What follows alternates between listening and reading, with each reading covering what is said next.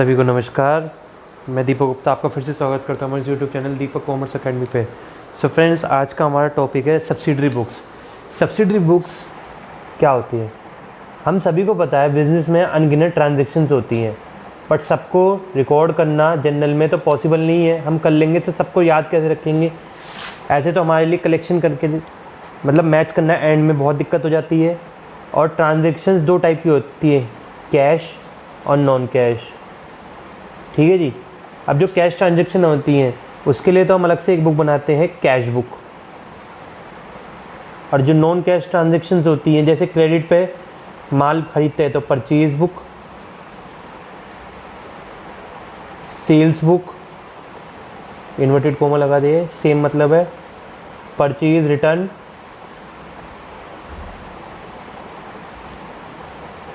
Book, sale return book और general. अगर other transactions हो। ठीक है, आज हम बात करेंगे कैश बुक की। कैश बुक कितने टाइप की होती है? हमारे कोर्स में है दो टाइप की, सिंगल कॉलम, डबल कॉलम, और एक और है petty cash book. Single column में तो सिंगल ही कोई डायरेक्ट अमाउंट होता है, इसमें आएगा आपका कैश और बैंक। पैटी कैश बुक छोटे मोटे खर्चों के लिए होती है, छोटे छोटे ट्रांजेक्शन्स के लिए, वो हम आपको दिखा देंगे। अब सिंगल कॉलम कैश बुक का फॉर्मेट कैसे बनेगा? तो सिंपल सा, date, particulars, ledger folio, amount, date, particulars, ledger folio और अमाउंट। मैं ये क्वेश्चन भी करा देता हूँ इसी के साथ, ताकि एक न्यूमेरिकल से आसानी रहेगी। क्वेश्चन से पहले इसके कुछ रूल्स जान लेते हैं। Only cash transactions recorded. एक तो ये रूल है, कोई भी क्रेडिट ट्रांजैक्शन रिकॉर्ड नहीं होएगी। और inflow of cash means debit, outflow of cash means credit. बस ये दो रूल आपको ध्यान रखने हैं इसमें। इस सिंगल कॉलम कैश बुक में आपका क्वेश्चन ऑटोमेटिकली खुद हो जाएगा। आइए अब हम अपने फॉर्मेट पे चलते हैं और अपना क्वेश्चन करते हैं। क्वेश्चन आपकी स्क्रीन के ऊपर ये रहा।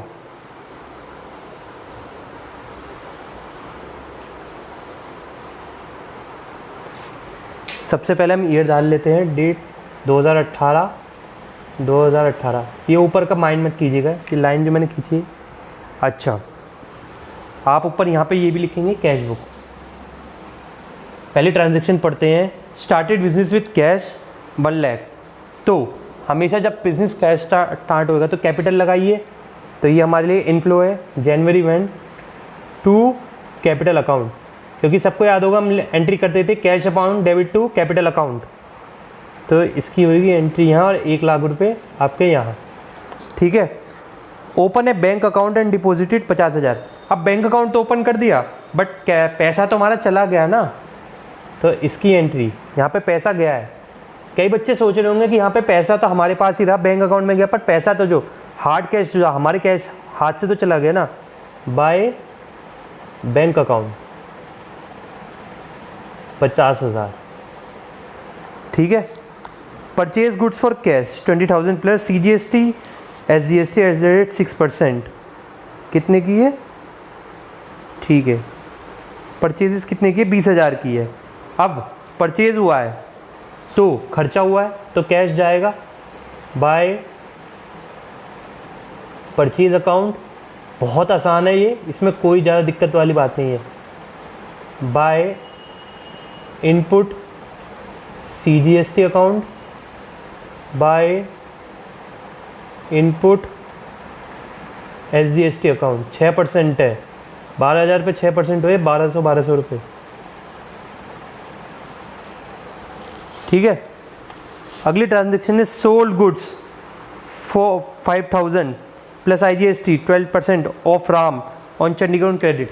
अब यहाँ पे आइए, क्रेडिट पे सोल्ड किया है तो हम कैश बुक में क्रेडिट की कोई आइटम नहीं लेंगे, ये एंट्री हम नहीं करेंगे। रिसीव फ्रॉम राम, जिस राम को क्रेडिट पे दी थी उसी से रिसीव हुआ है, ये एंट्री भी हमारे कोई काम की नहीं है। पेड रेंट 4,000 प्लस CGST और SGST 6% ईच। तो रेंट पे करा है, रेंट किस डेट को पे करा है आपने? 7 को। बाय रेंट 4,000 और बाय इनपुट CGST 6% 240 रुपये आएगा, कैलकुलेट कर लीजिएगा।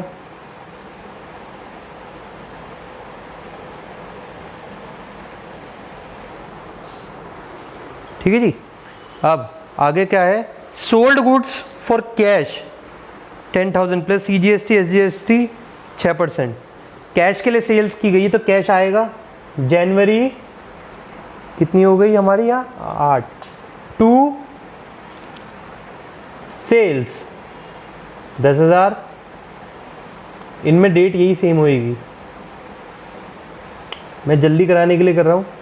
टू आउटपुट CGST 6% के हिसाब से 600 इसके, टू आउटपुट SGST 600 इसके। अब यहाँ लिखा है विड्रॉ कैश फ्रॉम बैंक 7,000। अब बैंक से पैसा आ गया, आया तो हमारे हाथ में ही ना, तो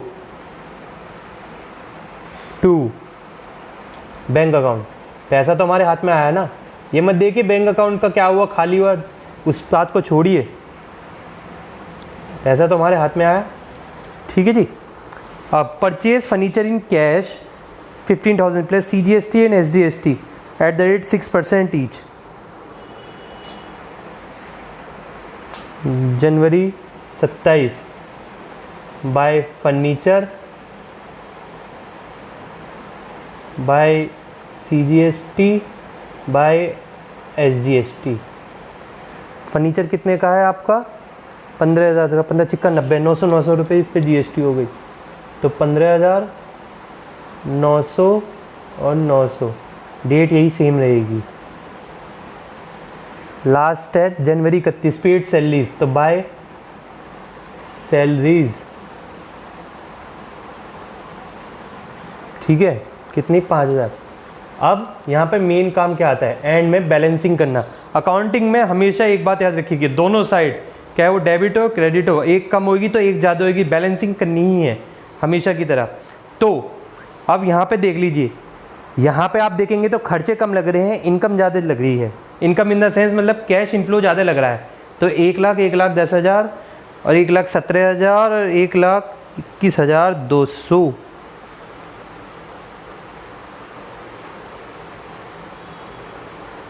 एक चीज़ की कमी रह गई, क्या है ये? 1,21,000 नहीं 17, 1,18,200 बन रहे हैं। एक एंट्री रह गई, रिसीव फ्रॉम राम। हाँ, ये राम से जो रिसीव हुआ है ये लिखा जाएगा, ये मेरे से गलती हो गई, बाय मिस्टेक में लिखना भूल गया। टू राम 3,000, क्योंकि पैसा तो आया ना, कैश तो आया ना, तो ये होएगा 1,10, 1,17, 1,20 और 1,21,200, ये बैठेगा 1,21,200। आप कहेंगे सर ने पहले एक लगा रखा था, ये क्वेश्चन मैंने पहले कर रखा है, तो वही देख रहा था गलती कहाँ बैठ रही है। और जो बैलेंसिंग होगी वो एंड वाली डेट के दिन होएगी, तो जनवरी 31 बाय बैलेंस कैरिड डाउन। अब 1,31,000 में से ये घटाएंगे तो हमारे आएंगे 22,520, 22,520। ठीक है जी, आज का यहीं तक था।